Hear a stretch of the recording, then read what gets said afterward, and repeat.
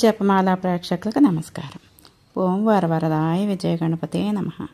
శ్రీ గురుభ్యో నమః. శ్రీమాత్రే నమః. ఇక 44వ సర్గ విందాము. రావణుడి ఆజ్ఞ మీద ప్రహస్తుడి కుమారుడు పెద్ద కూరలు గల జంబుమాలి హనుమ మీద యుద్ధానికి వెళ్ళాడు. జంబుమాలి ఎర్రని పూలు బట్టలు ధరించి యుద్ధానికి పయనమయ్యాడు. మంచి బాణాలు కలిగిన ఇంద్రధనుసు వంటి ఆయన విల్లుని తీసుకొని లాగి టంకారం చేశాడు. ఆ ధనుష్ టంకారానికి అన్ని దిక్కులు మారుమ్రోగినాయి. గాడిదలు కట్టిన రథాన్ని మీద వస్తూ జంబుమాలిని చూసిన హనుమ మరింత ఉత్సాహంతో పెద్దగా రంకిపెట్టాడు. మారుతిని చూసి జంబుమాలి ముఖంను అర్ధచంద్రాకార బాణంతో భుజాల మీదకు కొట్టాడు. అలా బాణాలను కొట్టిన మారుతి ఎర్రని ముఖం శరత్కాల సూర్యుడిలాగా ఉన్నాడు.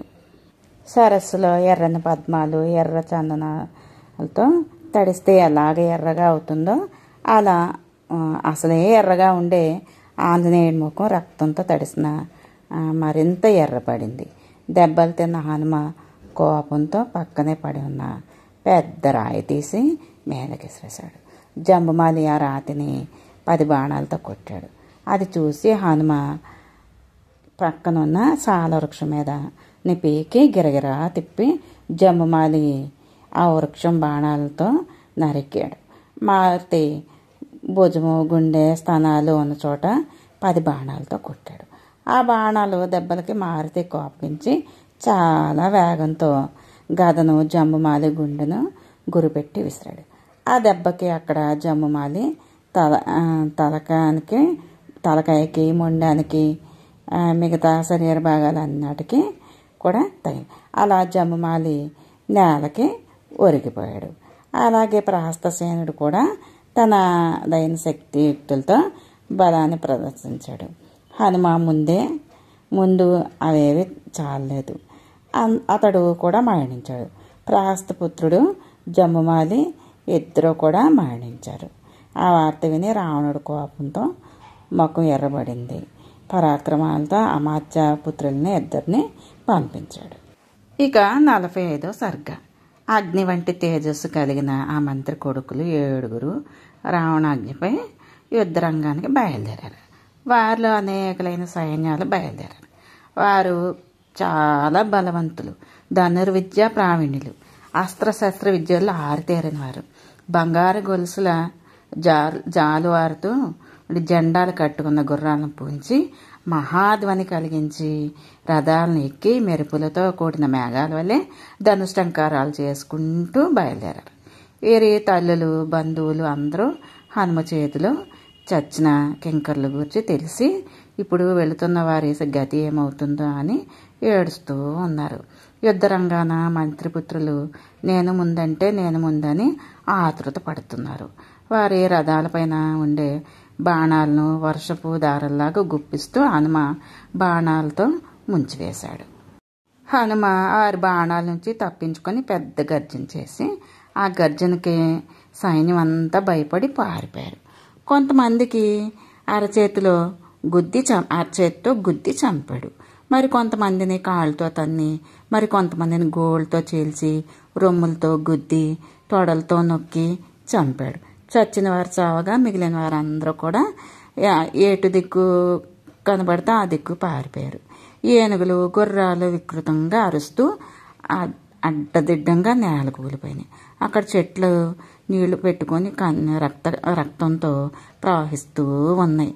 మంత్రి కుమారులకు తన పరాక్రమాలతో మట్టి కరిపించిన హనుమ మిగతా రాక్షసులతో యుద్ధం చేయదలిచి మళ్ళీ వెళ్ళి ఆ తోరణంపై కూర్చున్నారు. ఇక 46వ సర్గ.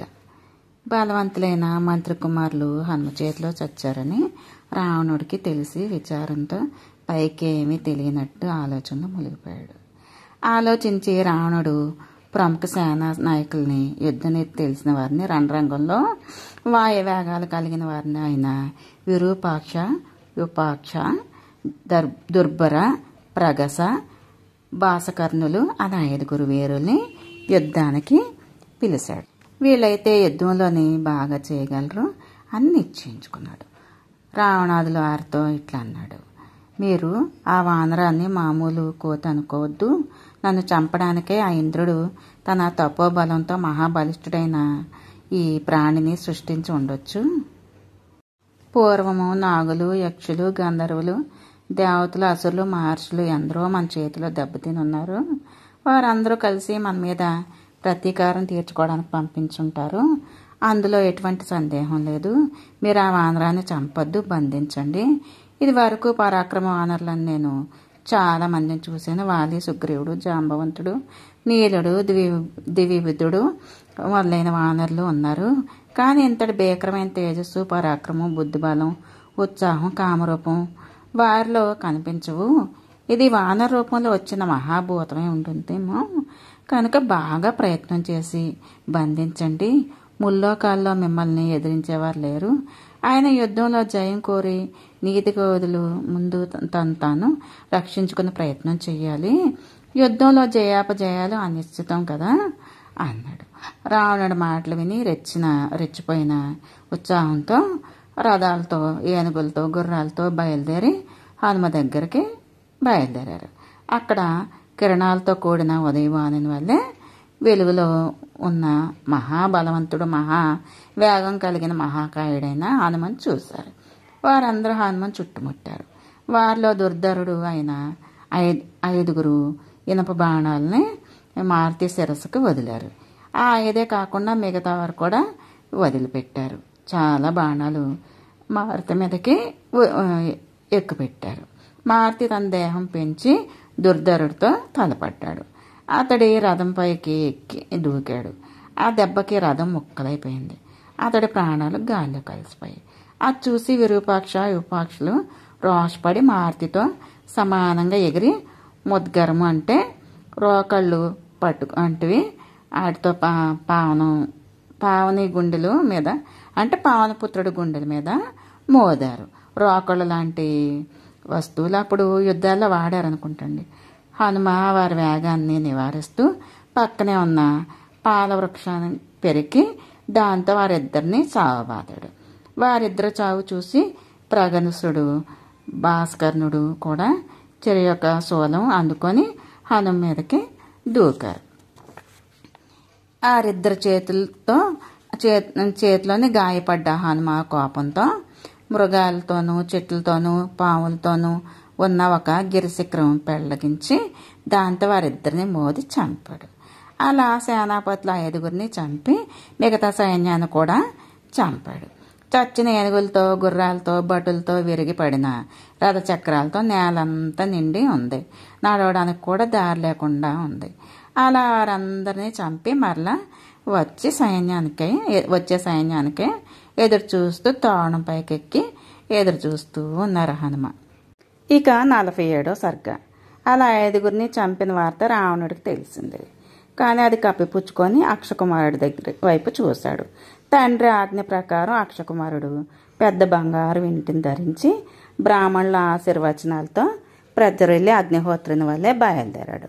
సూర్యుడి కాంతి, బంగారు గొలుసులతో, జాలర్లతో, రత్నాలు పొదిగిన జెండాలతో, కర్రలతో 8 మేలుజాతి గుర్రాలతో లాగబడే అయి ఉండే ఆకాశంలోకే కూడా వేగంగా ముందుకు సాగే శక్తి కలిగి ఉన్న ఆ యుద్ధానికి వీరుడికి ఎలా అయితే ఉపయోగపడుతుందో అలా అన్ని సాధనాలు సమకూర్చుకొని గుర్రాల కళ్ళాలకు బంగారు పగ్గాలు కలిగి 5 ఆయన రథాన్ని అక్షకుమారుడు ఎక్కి యుద్ధరంగానికి వెళ్ళాడు. అక్కడ అగ్నివలె ప్రజ్వరిల్లుతూ ఆంజనేయుడిని ఆశ్చర్యంతో గౌరవించేలాగా చూశాడు. హనుమంతుని బలం, వేగం, బలపరాక్రమం అంచనా వేసుకొని మనసులోనే ధైర్యం తెచ్చుకొని 3 బాణాలతో అతన్ని కొట్టి యుద్ధానికి ఆహ్వానించాడు. ఇద్దరు ఒకరికొకరు ఎదురుపడ్డారు. వారి సమాగమాలు దేవదానవులు అందరికీ కూడా వింతగా అనిపించింది. వారిద్దరి యుద్ధ వేగానికి, తీవ్ర ఒత్తిడికి భూమి కూడా దద్దరిల్లిపోయింది. సూర్యుడు ఎండకాయడం మర్చిపోయాడు. గాలి వీచడం స్తంభించిపోయింది. ఆకాశం గట్టిగా ధ్వని. అక్షకుమారుడు 3 బాణాలతో మారుతి శరము బాధ పెట్టాడు.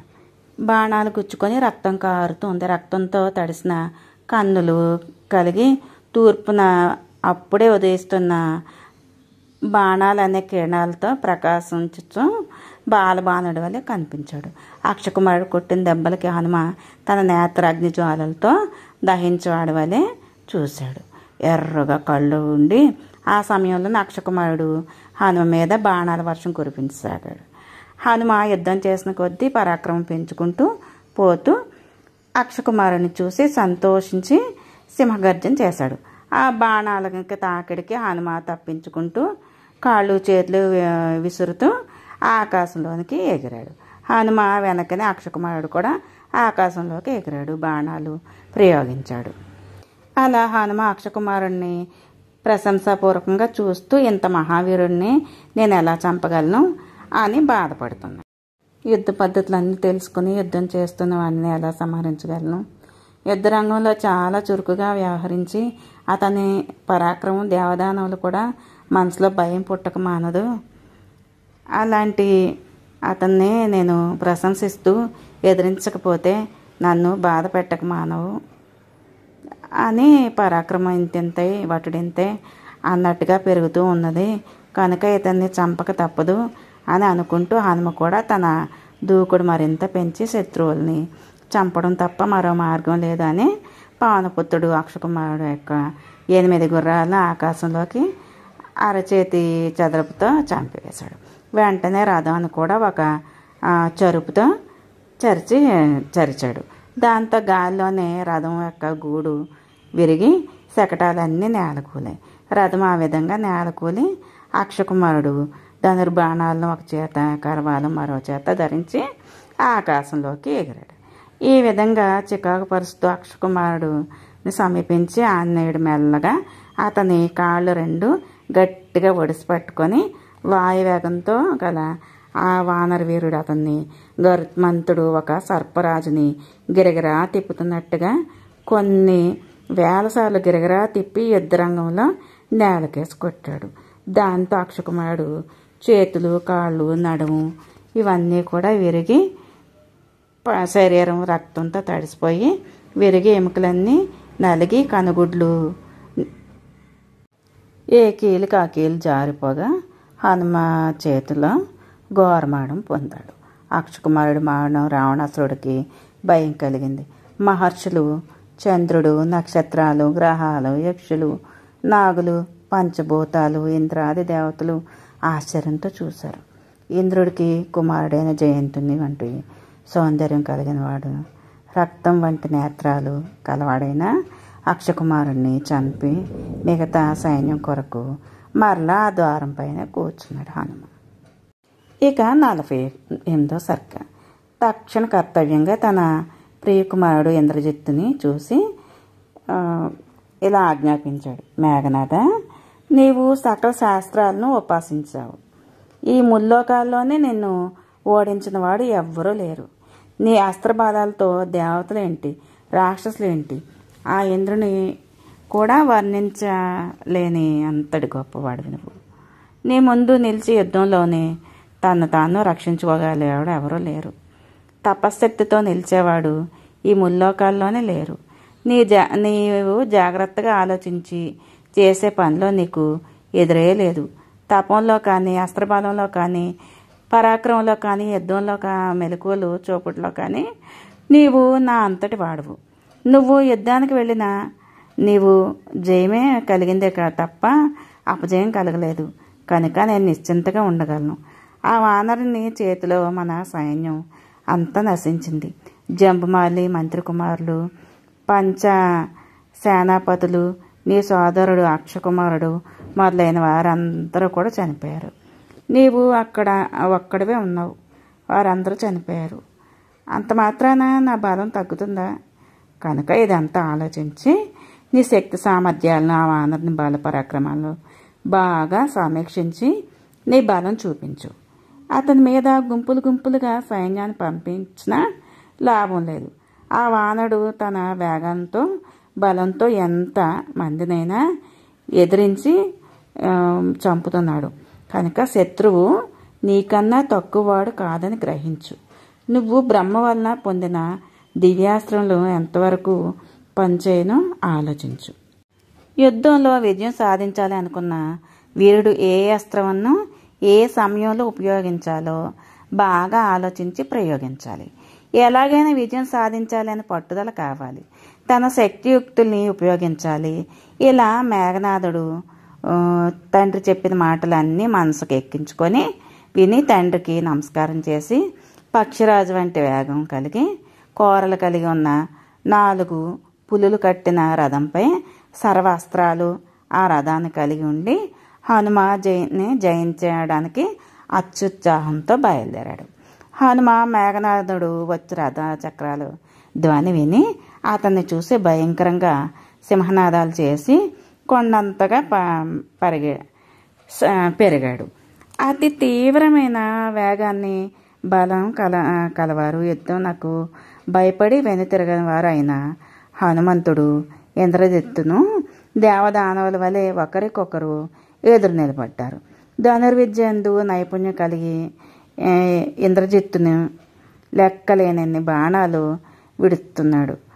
విడుస్తుంటే హనుమ పెద్ద దేహంతో ఆ బాణాలు అందకుండా అతి వేగంగా గగనంలో తిరుగుతున్నాడు.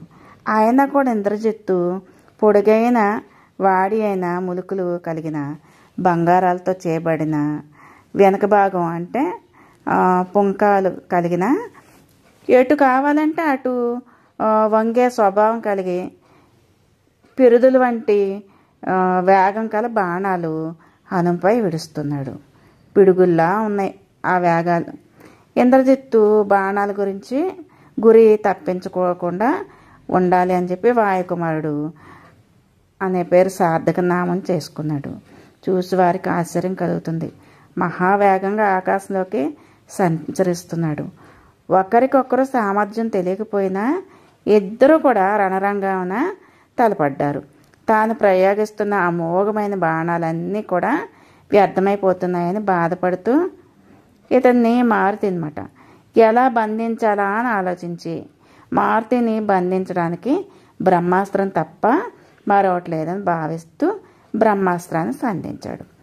మామూలు ఆయుధాలతో హనుమంతుడు లొంగడని బ్రహ్మాస్త్రంతో బంధించడం వలన మారుతి తెలివి తప్పి భూమిపై పడ్డాడు. వెంటనే తెలివి తెచ్చుకొని తనని బ్రహ్మాస్త్రంతో బంధించారని తెలుసుకున్నాడు. బ్రహ్మ తన మీద అనుగ్రహంతో ఇచ్చిన వరము తలుచుకొని తనను ఎవరైనా బ్రహ్మాస్త్రంతో బంధిస్తే 1 ముహూర్తకాలం అంటే 2 గడియలు అంటే 48 నిమిషాల పాటు మాత్రమే వానికి వశమై ఉండు. తర్వాత విముక్తుడివి అయ్యట్టు బ్రహ్మదేవుడు వరదానం గుర్తు తెచ్చుకున్నాడు. బ్రహ్మదేవుడిచ్చిన వరము గురించి వీరికి తెలియక నన్ను బంధించారు. ఏమైనా బ్రహ్మదేవుడి మీద గౌరవంతో నేను కొంతసేపు బంధించినట్టుగా ఉంటాను అనుకొని కదలక మెదలక అలా ఉండిపోయాడు. అయినా రాక్షసులు నన్ను ఇలా బంధించడం కూడా ఒక మంచి పనే. నేను రావణుడితో మాట్లాడే అవకాశం కలుగుతుంది. అలా ఉండిపోయిన హనుమని చూసి రాక్షసులు నారతో కట్టి పేనిన తాళ్లతో నారచీరలతో కట్టేశారు. ఇంకా సైనికులు తాళ్లతో కట్టగానే అప్పటి వరకు ఉన్న బ్రహ్మాస్త్ర బంధనం విడిపోయింది. మరొక బంధనంతో కట్టినప్పుడు అస్త్రబంధనం విడిపోవు. తాళ్లతో కట్టబడిన బ్రహ్మాస్త్రం నుంచి విముక్తుడే మారుతిని చూసి అయ్యో నేను చేసిన మహాకార్యం వృధా అయిందే, బ్రహ్మాస్త్రం పట్టు విడిపోయింది, ఇంకా ఏ అస్త్రం పనిచేయదే, ఇప్పుడు అతడు ఏం చేయనో ఇంకెంతమందిని చంపునో కదా అని ఇంద్రజిత్తు అనుకుంటున్నాడు. రాక్షసులను పట్టుబడి బ్రహ్మాస్త్రం విడిపడినా ఏమీ తెలియని వాళ్ళలాగా ముందుకు తోయబడుతూ ఉన్నాడు. ఇంతవరకు తమ తోటి వారిని హింసించి చంపిన హనుమ పట్టుబడినందుకు సైనికులు సంతోషిస్తూ పిడిగొద్దులు గుద్దుతూ హనుమని తీసుకుపోయారు. రావణుడి ముందు నిలబెట్టారు.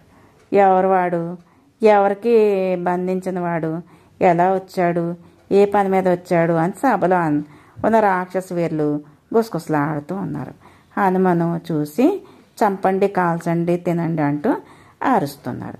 అలా రాక్షసులతో ముందుకు తోయబడుతూ రత్నఖచితమైన సింహాసనం మీద కూర్చున్న రావణాసుడిని చూపి హనుమ రాక్షసుల్ని అటు లాగుచుండగా మహా తేజస్శాలి హనుమ రావణుణ్ణి చూశాడు.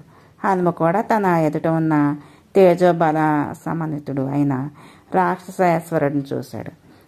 దశాననుడు అక్కడ కూర్చొని ఉన్న వీరుల్ని, కులవృద్ధుల్ని, మంత్రుల్ని అతను ఎవరైంది అడగమని ఆదేశించాడు.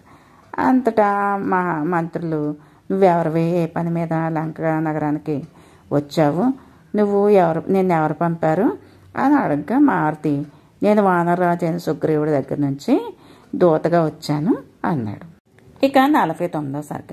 హనుమ తాను పీఠం నుంచి కదలకుండా రావణుని కుమారుని యుద్ధానికి పంపడం, తన బంధింప చేయడం అనే రోషంగాను రాజకీయ చతురతకు ఆశ్చర్యపడుతూ రావణుణ్ణి చూశాడు. మేలిమి బంగారంతో విలువైన ముత్యాల దండలతో చేపండి కిరీటాన్ని దాల్చిన రావణుని చూశాడు. ఆ రావణుడు వజ్రాలు, అమూల్యమైన మణులు పొదిగిన మనసంకల్ప మాత్రము చేతనే సృజింపబడినవేమో అన్నట్టుగా చిత్ర విచిత్రాలైన బంగారు నగలు వేసుకొని ఉన్నాడు. అతని మెడలో వజ్రాలు, అమూల్యమైన మణులు పొదిగిన అనేక హారాలు ఉన్నాయి. బంగారు జరీ పనితో చేసిన పట్టుబట్టలు ధరించి రక్తచందనం, కస్తూరి ఇలాంటి సుగంధ ద్రవ్యాలు ఒంటికి పూసుకున్నాడు. భయంకరమైన విశాలమైన ఎర్రని కన్నులు, వాడిగా మెరుస్తున్న పళ్ళతో ఉన్నాడు.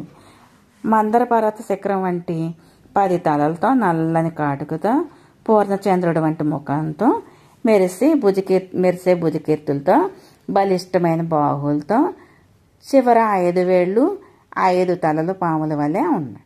స్ఫటికాలు, రత్నాలు, తాపడాలు చేసి మంచి మేలైన మెత్తని పరుపులు పరిచిన సింహాసనంపై కూర్చున్నాడు. అతనిని చామరాలతో సేవిస్తూ సుందరంగలు చుట్టూ ఉన్నారు. అతని సభలో మంత్రాలోచన నిపుణులైన 4 మంత్రులతో, రాజకార్య నిపుణులతో, రాజ్యక్షేమం గురించి ఆలోచించు శుభబుద్ధి అయిన ఇతర మంత్రులతోనూ, అనేక రాక్షసులతోనూ కూడి ఆ రావణుడు దేవతలతో సేవించబడుతున్న ఇంద్రుల్లాగా ఉన్నాడు. ఇది సుందరాకాండ కాబట్టి రావణుడిని కూడా సుందరంగా వర్ణించారండి. దయాదాక్షిణ్యం ఎరుగని బలవంతుడైన రాక్షస సైనికుడితో అన్ని విధాలా పీడించబడి కూడా అటువంటి రూపము, తేజము గల రావణుని చూసి మారుతి ఆశ్చర్యపడ్డాడు. అలా చూస్తూ మారుతి మనసులో ఎలా అనుకుంటున్నాడు, ఆహా, ఏమి రూప సంపద, ఏమి బలము, ధీరత్వం, ఏమి అకారణము. ఇతను ధర్మ విరుద్ధమైన కార్యక్రమాలు చేయకుండా ఉంటే తన బల సామర్థ్యంతో దేవలోకానికి దేవేంద్రుడిగా కూడా పాలకుడు కాగలడు. ఇతడు కోపిస్తే లోకాలన్నీ అతలాకుతలం చేయగలడు అనిపిస్తూ అనుకుంటున్నాడు. ఇక 50వ సర్గ. లోకాన్ని హడలెత్తించిన రావణుడు తన ముందు భయపడకుండా నిల్చున్న హనుమంక కోపంగా చూస్తున్నాడు. ఇతడు మమ్మల్ని అందరినీ నాశనం చేయడానికి వచ్చిన నందీశ్వరుడా లేక బాణాసురుడా అని మనసులో అనుకుంటూ ఉన్నాడు. సభలోనున్న మంత్రి ప్రహస్తంతో ఎలా అంటున్నాడు, ఈ దుర్మార్గుడు ఇక్కడికి ఎందుకు వచ్చాడో, ఎవరు పంపగా వచ్చాడో, అశోకవనాన్ని ఎందుకు పాడు చేశాడో, రాక్షసులతో ఎందుకు యుద్ధం చేశాడో అడుగు. ఆ మాటలకు ప్రహస్తుడు, వానరా, భయపడకు, నీకు జయమే జరుగుతుంది. నువ్వు ఇంద్రుడు పంపగా వచ్చావా, కుబేరుడు దూతవా, యముని దూతవా, వరుణుడి దూతవా, లేక విష్ణుమూర్తి పంపగా వచ్చావా, లంకలోకి ఎలా ప్రవేశించావు? వానర రూపమే అయినా నీ తేజస్సు దివ్య తేజంగా కనబడుతుంది. నిజం చెప్తే నిన్ను విడిచిపెడతాం, అబద్ధం మాత్రం చెప్పకు. ఎందుకు వచ్చావో వివరంగా చెప్పు అని మంత్రి అడగ్గా హనుమ రావణంతో, నేను ఇంద్రుని దూతను కాదు, యముని దూతనో కాదు, వరుణుడు గూఢచారిని కాదు, కుబేరునితో నాకు స్నేహం లేదు, విష్ణువు నన్ను పంపలేదు. ఈ లంకకు వచ్చిన నేను వానరుడిని, రాక్షస రాజైన రావణుని చూడాలనుకున్నాను. నా వంటి వానరునికి రాక్షస రాజైన రావణరాజును చూచుట కష్టం. ఆయన్ని చూడాలని అనుకున్నాను, అందుకే అశోకవనాన్ని పాడు చేశాను. అప్పుడు రాక్షసులు నాతో యుద్ధం చేయడానికి వచ్చారు. ఎవరో కూడా నన్ను ఏ అస్త్రంతోనూ బంధించలేరు. ఇది నాకు బ్రహ్మదేవుడిచ్చిన వరం. నిన్ను చూడగానే చూడాలని కోరికతో బ్రహ్మాస్త్రానికి కట్టుపడ్డాను. కానీ రాక్షసులు నన్ను తాళ్లతో కట్టారు. తాళ్లతో కట్టాక బ్రహ్మాస్త్ర బంధం నుంచి విడిపడ్డాను, కానీ కట్టుబడి ఉన్నట్టు ఉండిపోయాను. నేను ఒక రాజకార్యం చక్కబెట్టడానికి ఈ దగ్గరకు వచ్చాను. నేను మహాపరాక్రమశాలి అయిన శ్రీరామచంద్రుని దూతనని నన్ను గ్రహించు. నీకు మేలు కలిగించే మాటలు చెప్తాను, విను అని హనుమ అన్నాడు. ఇక 51వ సర్గ. బలవంతుడైన మారుతి భీకరంగా ఉన్న రావణుని చూసి కొంచెం కూడా భయపడలేదు. ముందు ముందు జరగవలసిన పనిని గురించి ఇలా మాట్లాడాను. రాక్షసరాజా, నేను వానరరాజైన సుగ్రీవుని ఆజ్ఞ మీద ఈ లంకకు వచ్చాను. సుగ్రీవుడు నీకు సందేశాన్ని పంపాడు. కోసల దేశానికి రాజు దశరథుడు మహాబల సంపన్నుడు. అతని జ్యేష్ఠ కుమారుడు రాముడు మహావీరుడు, పితృవాక్య పరిపాలకుడు. తండ్రి మాట మీద భార్య తమ్ముడితో అరణ్యవాసానికి వెళ్ళాడు. రాముని భార్య సీత విదేహ మహారాజు కూతురు సీత. విదేహ మహారాజు అంటే జనకుడు. అంటే జనకుడు తండ్రి దేహం లేకుండా ఉన్న వ్యక్తి. అలాంటి వ్యక్తి నుంచి ఉద్భవించాడు కాబట్టి విదేహుడు అని అంటారు. ఇక ఆమె అడవిలో ఎవరి చేతో అపహరించబడింది. రాముడు తన తమ్ముడితో సీతను వెతుకుతూ ఋష్యముఖ పర్వతం మీద నన్ను సుగ్రీవుని కలిశారు. సుగ్రీవుడు సీతను వెతికిస్తూ ప్రతిజ్ఞ చేశాడు. అధర్మ ప్రవర్తనుడైన వాలిని చంపి వానర రాజ్యాన్ని సుగ్రీవునికి ఇస్తానని రాముడు ప్రతిజ్ఞ చేయడం, అలాగే వాలిని చంపి సుగ్రీవుని వానర రాజ్యానికి రాజును చేశాడు. సత్యవాక్య పరిపాలకుడు సుగ్రీవుడు పరాక్రమవంతులైన వానరులని అన్ని దిక్కులకి సీతాన్వేషణకై పంపించాడు. నేను వాయుదేవుని కుమారుని హనుమను. సీతను వెదుగుతూ 100 యోజనాలైన ఈ మహాసముద్రాన్ని దాటి ఈ లంకకు వచ్చాను. ఇక్కడ రాముని భార్య సీత మహాతల్లి నాకు కనిపించింది.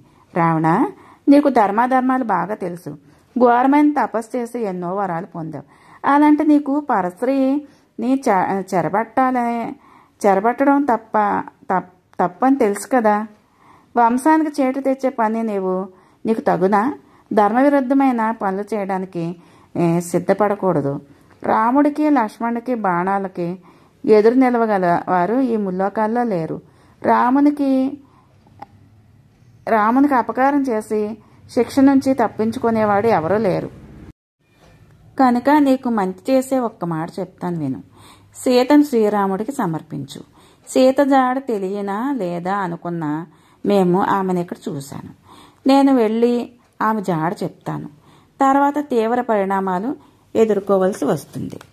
నేను ఇక్కడ తీవ్రంగా బాధపడుతున్న సీతామహాతల్లిని చూశాను. నువ్వు ఆమెను చెరపట్టి చాలా పెద్ద తప్పు చేశావు. తపోబలము ఆచరించడం వలన ఈ భాగ్యాలు పొందావు. ఇప్పుడు ఈ అధర్మమైన పని చేసి దాన్ని పోగొట్టుకోకు.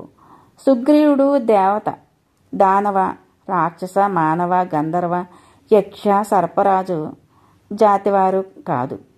వారి దగ్గర నీ ప్రాణాలు పోవు. ధర్మము అధర్మము ఎప్పటికీ ఒక్కటి కాలేవు.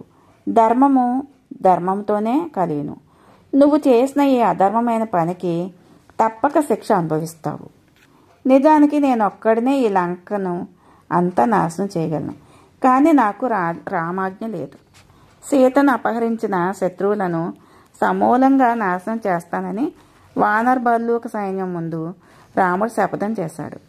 సీతాదేవి లంకానగరమును నాశనం చేయు కాళరాత్రి అని గ్రహించు. ఆమె రూపంలో ఉన్న యమపాసాన్ని తెలిసి మెడకు చుట్టుకున్నావు. ఇప్పటికైనా తెలుసుకొని సీతను రామునికి అప్పగించు. నీ క్షేమము గురించి ఆలోచించు. రాముని కోపం వలన సీత పాతివ్రత్య తేజంతో ఇప్పటికే ఎంతో నాశనం తెచ్చుకున్నావు. నీ రాక్షస సోదరులను, మంత్రులను, పుత్రులను ఈ అఖండ ఐశ్వర్యంను చేతులారా నాశనం చేసుకోకు. నా మాటలు విను. నేను నిజం చెప్తున్నాను, విను.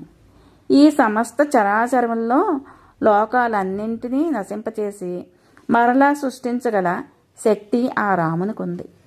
ఈ సమస్త భూమండలంలో కానీ, దానవులలో కానీ, దేవతల్లో కానీ, యక్ష, రాక్షస, గంధర్వ, నాగ, విద్యాధర, సిద్ధాది సర్వభూతాలలో కానీ ఒకడైనా రాముని ముందు నిలబడి ఎదిరించగలవాడు లేడు. యుద్ధంలో రాముడు ఎవరినైనా చంపదలుచుకున్నాడంటే వానిని రక్షించుటకు బ్రహ్మదేవుడు కాదు, రుద్రుడు కాదు, ఆ దేవేంద్రుడు కాదు, ఎవ్వరూ సమర్థులు గారు అని ధైర్యంగా యుక్తిగా సమయోచితంగా మాట్లాడుతున్న హనుమని చూసి అప్రియవాక్యాలు విని సహించలేక రావణుడు కోపంతో అతన్ని చంపుటకు ఆజ్ఞ ఇచ్చాడు. అంటే దుర్మార్గులకి మంచి మాటలు ప్రియంగా ఉండవు కదండి. అతను రాముడు చేతిలో మరణం రాసున్నది కాబట్టి అతను ఇంత సీతాదేవిని అపహరించి ఇంత దారుణం చేశాడు. ఉద్యోగం చేస్తూ ఉన్న వాళ్ళకి, అలాగే ఉద్యోగం లేని వాళ్ళకి, చేస్తూ ఉన్న ఉద్యోగం నచ్చక ఇబ్బందులు పడుతూ ఉన్న వాళ్ళకి మంచిగా ఉపయోగపడుతుంది ఈ మంత్రం. ఇప్పుడు నేను చెప్పబోయే శ్లోకానికి ముందుగా వివరణ చెప్తాను. ఈ హనుమ వీరందరూ కూడా అంగదుడు, ఈ నీలుడు, వీళ్ళందరూ కూడా జాంబవంతుడు అందరూ సముద్రాన్ని ఎవరు దాటగలరు అని అనుకుంటున్న సమయంలోని కొంతమంది తను ఎంత దూరం దాటగలడో ఒక్కొక్కరు కొంతమంది నేనెంత అని చెప్పి అనే సమయంలోని హనుమ ఒక్కటి అనుకున్నారు. ఏంటంటే వీరందరికంటే నేను ఎక్కువ దూరం, అంటే ఈ సముద్రాన్ని పూర్తిగా దాటి లంకా నగరానికి వెళ్ళగలగాలి. సీతాదేవి ఉన్న ఎక్కడుందో తెలియదు కాబట్టి అక్కడే రావణాసురుడు దగ్గర ఉంది అని మాకు అనిపిస్తుంది కాబట్టి అక్కడికి వెళ్ళగలగాలి అని అనుకొని ఆయన సముద్రాన్ని లంఘించాడు. కాబట్టి తన ఉద్యోగం కావాలి అనుకున్న వాళ్ళు తనకంటే ముందువారు, అంటే ఉద్యోగం వచ్చి ఈ ఇంటర్వ్యూలు జరిగి తనకంటే ముందువారు ఎంత తెలివిగా ఉద్యోగంలోని ప్రశ్నలకు సమాధానాలు చెప్పారో అంతకంటే నేను గొప్పగా బాగా చెప్పగల తెలివి, ధైర్యము, సాహసం నాకు కలగాలి అని చెప్పి దీని అర్థం అన్నమాట. అంటే నా ముందువారి కంటే నేను గొప్పగా చెయ్యగలగాలి. అంటే కొంతమంది ఇప్పుడు చాలామంది ఏనా సరే సాధించాలి అనుకున్నప్పుడు ప్రయోగశాలల్లోని వాటిలోని కనిపెడుతుంటారు కదండి. అలాగా ఏదైనా సాధించాలి అని అనుకున్నప్పుడు అది ఈ మంత్రం చదవడం వల్ల తెలివితేటలు పెరుగుతాయి. ఈ మంత్రం చదవడం వల్ల ప్రతి ఒక్కరూ కూడా ఇంకా సాధించి ముందు చిన్న ఫోన్ కనిపెట్టారు, తర్వాత ఇంకా టీవీలు అవన్నీ మొత్తం అన్నీ కనిపెట్టారు కదా, కరెంటు అన్నీ. ఏంటంటే ఇంకా ఇంకా ఇంకా ఇంకా అలాగా ముందు వారికంటే ఇంకా సాధించాలి అని మీరు ప్రయత్నం చేయాలి. చేస్తే తప్పకుండా ఉద్యోగం ఏంటి దేనికోసం ప్రయత్నం చేసినా అది సఫలం అవుతుంది. కాబట్టి మనోధైర్యంతో చెయ్యాలి. ఈ శ్లోకం 108 సార్లు ప్రతిరోజు 41 రోజు చెయ్యాలి.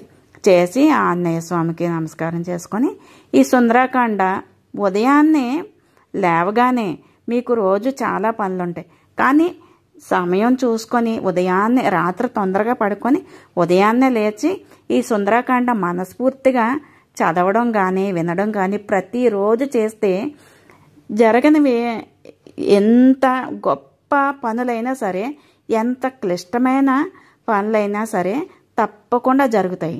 ఎందుకంటే ఆ శ్రీరామచంద్రుడిని కష్టాలని, సీతాదేవి వియోగాన్ని కూడా తొలగించి సీతాదేవిని రాముడికి దగ్గర చేయడానికి గాను హనుమ రాముడికి సహకారం చేశాడు, యుద్ధం చేశాడు. చాలా హనుమని గురించి చెప్పడానికి 1000 తలలున్న ఆదిశేషుకే చెప్పలేడు, 1000 నాలుకలతో కూడా చెప్పలేడు. ఎందుకంటే ఆయన జీవించి ఉన్నాడు, చిరంజీవి. ఆయన కాబోయే బ్రహ్మదేవుడు. కాబట్టి ఆయనని తలుచుకుంటే, ఆయనకి చేసుకుంటే, పూజ అవి చేసుకుంటే సాధించలేదంటూ ఏదీ లేదు. ఉద్యోగం ఏంటి, రాజ్యాన్ని సాధించగలరు.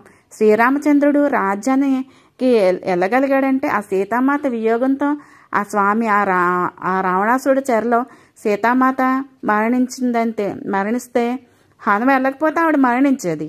అలాగే సీతాదేవి లేదని తెలిస్తే రాముడు మరణించేవాడు, లక్ష్మణుడు మరణించేవాడు. రామాయణమే లేదు, హనుమ లేనిదే రామాయణమే లేదు.